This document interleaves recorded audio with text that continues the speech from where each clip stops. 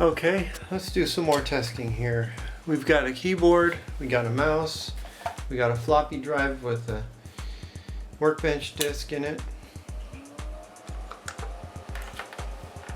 Looks like the keyboard's okay as far as the caps light is okay, so we're getting power to the keyboard anyway. Remember, we had some broken caps, ceramic caps on the input for the keyboard. You know, I would think that would cause a problem. I don't know what the caps are for, maybe a smoothing cap or something, but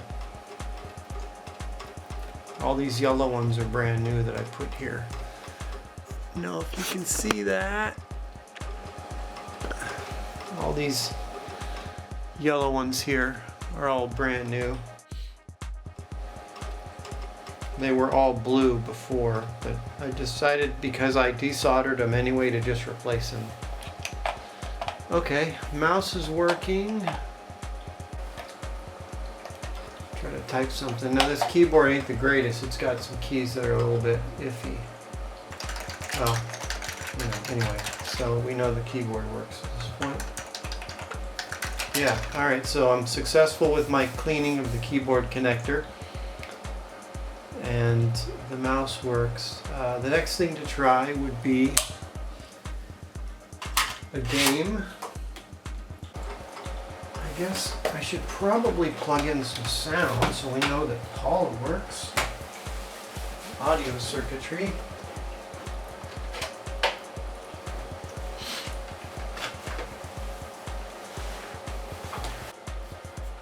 We've got power on the jaw. Here we go. All right.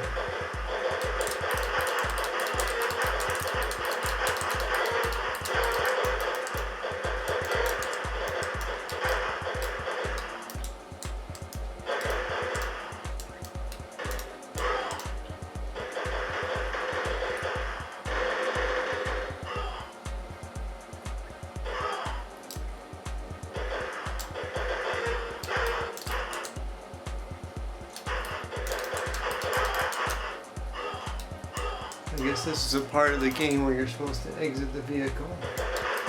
I don't know how to do that. Oh, there we go. Instant kill. Alright, well, that's good.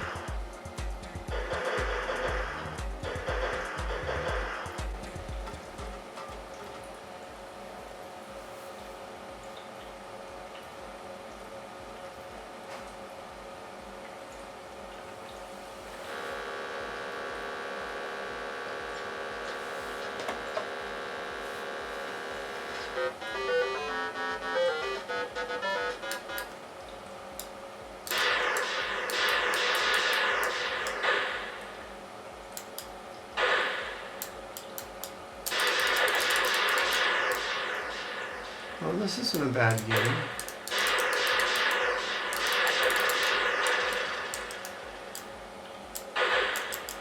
It's kind of a fun game. Ah, I died! Let's test our speed.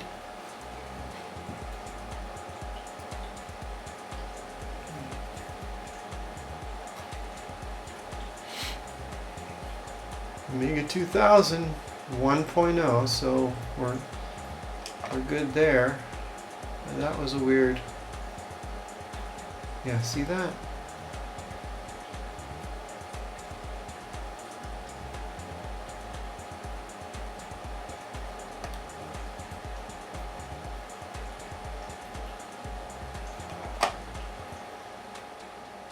Yeah, I thought I saw something like that going on earlier. Just some glitches in the screen. Yeah, it's doing something.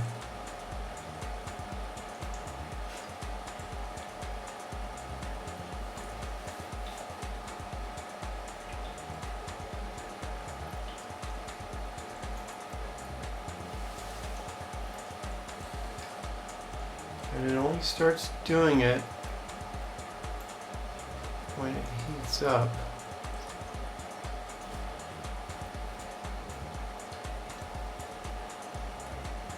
Right now I'm just touching the chips with my fingers to see Because what we're talking about here is something that starts to fail when we get warmed up.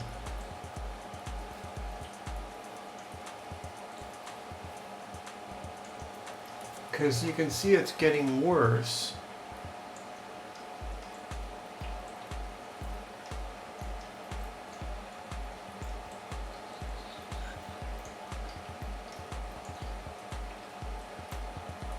Yeah, it just keeps progressively getting worse.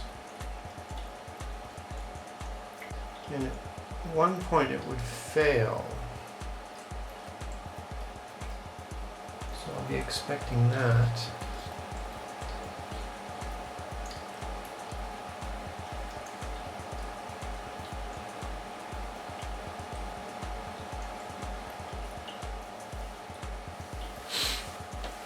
Check that out, huh? Wow. That is just an output problem. That's got nothing to do, it doesn't seem to affect anything else except just the output. And look, it's getting worse and worse.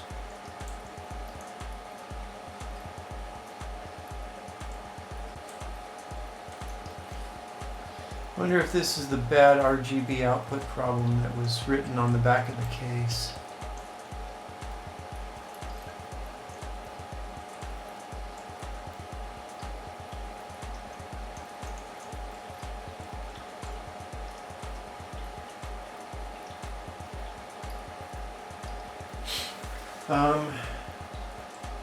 I'm going to need something to cool down the chips. I got to see if I have something like that. Okay, so I have an ice pack on Denise and Paula. Well, it's really just on Denise because, yeah.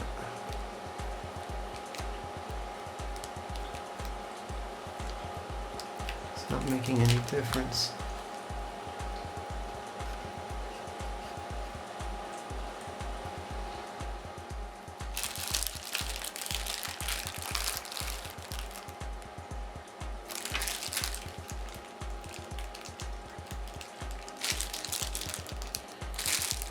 I put it in a plastic bag because I don't want the condensation moisture, but the bag is too much trouble. More trouble than it's worth. That's the word I'm looking for.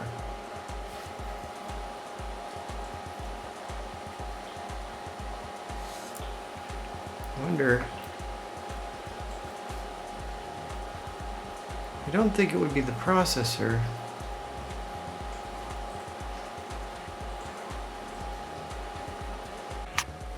Okay, we've got it going full blast here. Let's see what happens when I switch to the composite output. It's doing it on the composite too. Okay, that's useful.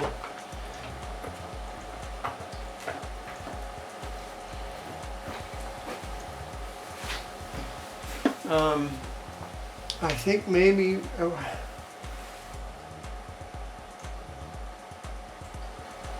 I see some artifacting on there. That's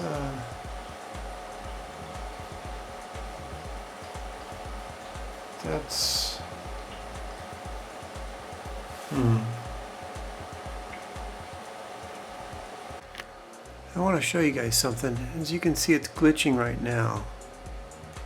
Okay, it's pretty bad. Now watch this. I'm going to put my thumb on Agnus, but very lightly.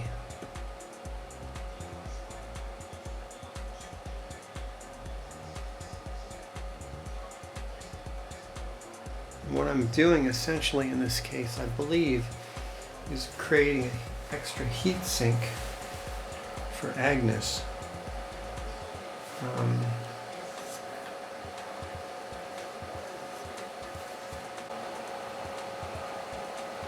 It may actually be a loose connection. Heat expands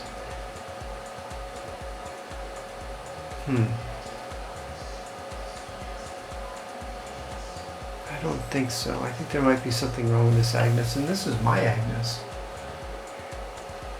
So I guess the next thing I'm going to do is swap it out.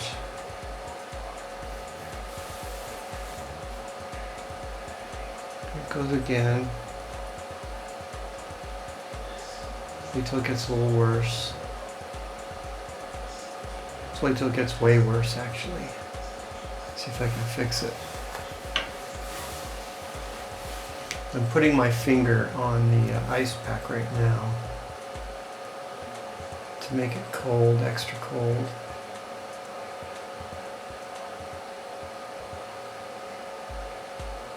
Okay, here we go.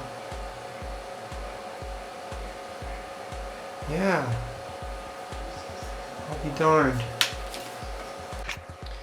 Okay, so here we are with the original Agnus that was in it.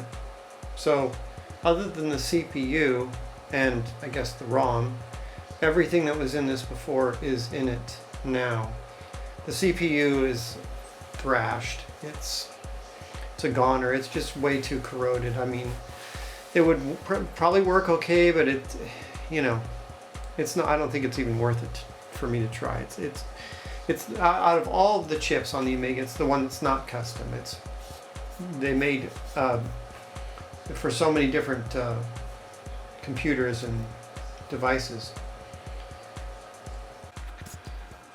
So my remaining nagging problem with this motherboard is, for some reason, when I take my existing stock Agnus chip and use it in here, eventually the computer glitches out.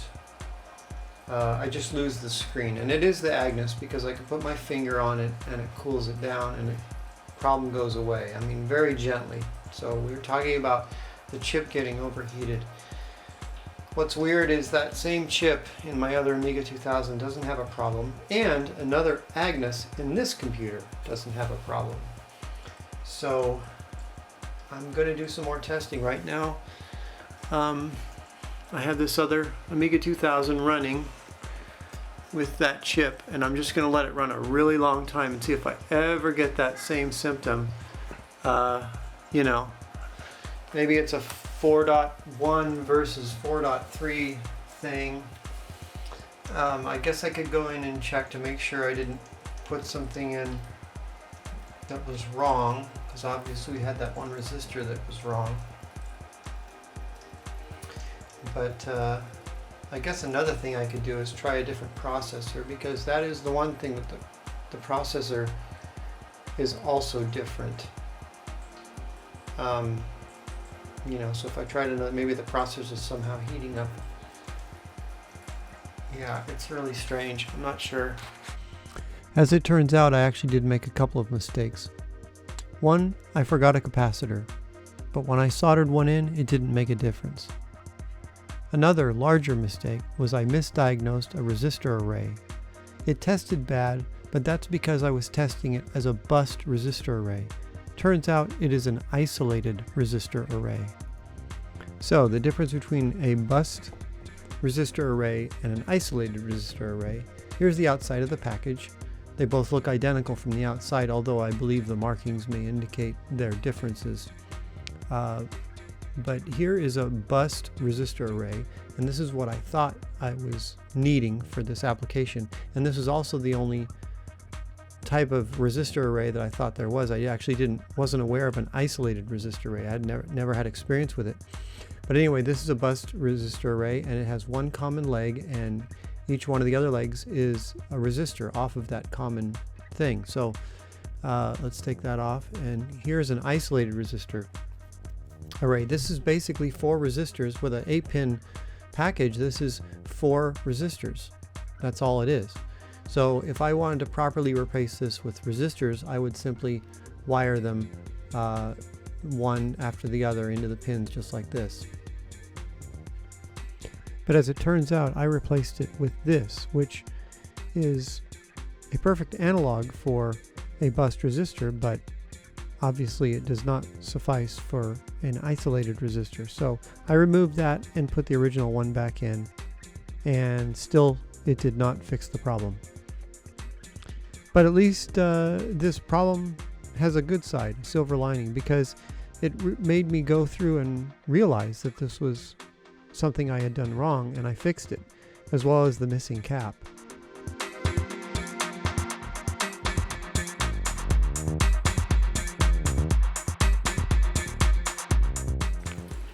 Okay, so what I'm going to do is I'm going to turn both of these machines on, and then I'm going to give it a few minutes and measure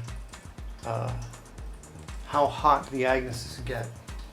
I think this machine, the Agnus is getting hotter, and I want to prove that for some reason this machine is making the Agnus too hot.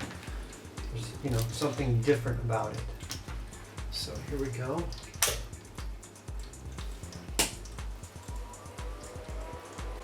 So I have an IR thermometer that I'm going to use, and I guess I'm a little scientific about this. Record our results in case we want to change something out. Like I'm thinking I want to change the processor out of here, and also maybe find a way to measure voltage. Find out what pins are going to be the voltage rails, voltage pins on this, and just do a top probe with my pin on my multimeter, something like that. I'm not sure yet. So let's see. We're already up to about 83, 84 degrees there. See what you can see there. Yeah. This one we're up to 81, 82. 82 degrees.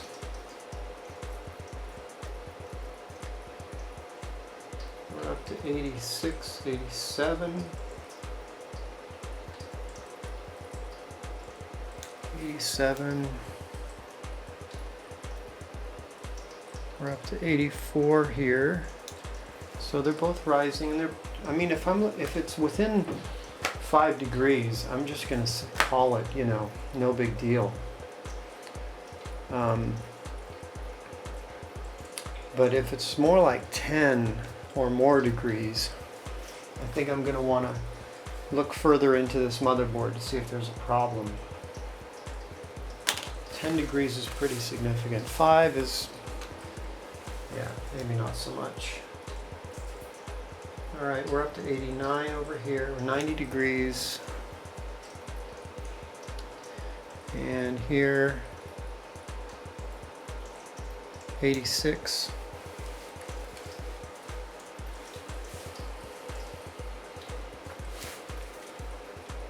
I don't even want to touch it because it'll skew the results. I was thinking I would just touch them and compare, but there's nothing more accurate than doing it this way, so. Yeah. But if this Agnus can't handle as much heat, then a simple fix would be just to affix a small heat sink onto the center of it. One of those heat sinks that's maybe made for a Raspberry Pi or whatever, because you still want to be able to get potentially get a PLCC extraction tool. And if you did that,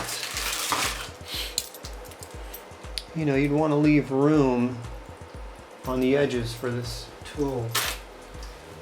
But again, my preferred method is to push it out from within those two holes, but even I don't want to do that sometimes because it requires removing the motherboard when you don't really have to otherwise. So we're at 95, almost 90, yeah, 96 here, and here 91, 91 in one spot. I think we're probably getting pretty close to the end here. Oh, I got a 97 over here. Another indication would be if they sort of went up together, but this one stopped and this one kept climbing.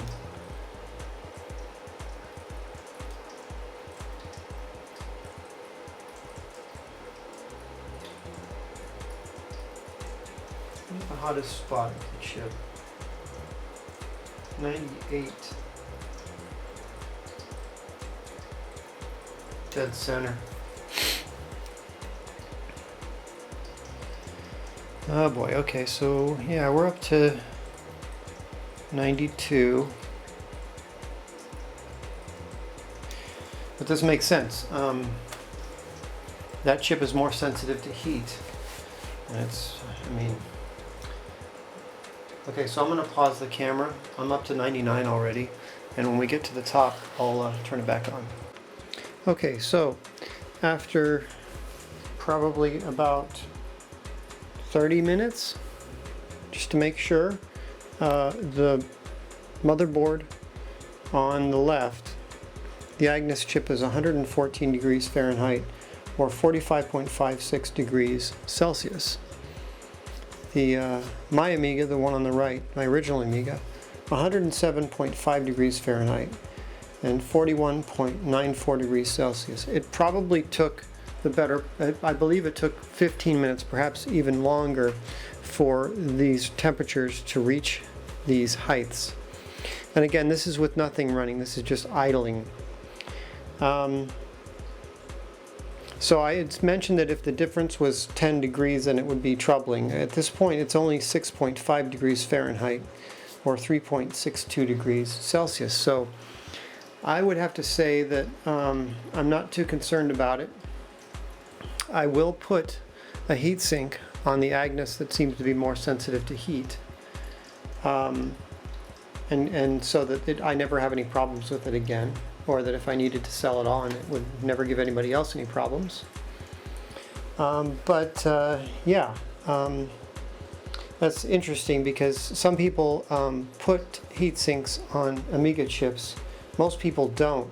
And I would have to say that, at least in the case of the Agnus, it's probably a pretty good idea because the Agnus is by far the most expensive chip. It's one of the most expensive chips for any of the retro computers. It's one of the most, I mean, right now they're going for like 70, 80 bucks. If you're lucky, once in a while you might find one for less than 50 bucks, but really it's not, you know. And I've taken some other temperatures, and surprisingly, the Denise is quite warm as well. Perhaps I'll post something at some point on regular temperatures of the chips, but expect the chips to be anywhere between 85 and 110 degrees under normal operating conditions. Start running graphics programs, slap the case together, things can change quite a bit. So yeah, maybe it's worthwhile to perhaps think about putting a heatsink on Denise and on your primary processor. If you're using the 68000, maybe on that.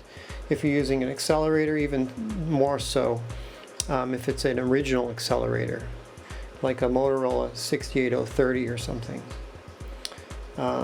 Anyway, so those are my conclusions. I'm not going to worry about Agnus right now. I think this motherboard is within spec. Variances like this I don't think are uncommon based upon the technology of the time. So yeah, that's my conclusion.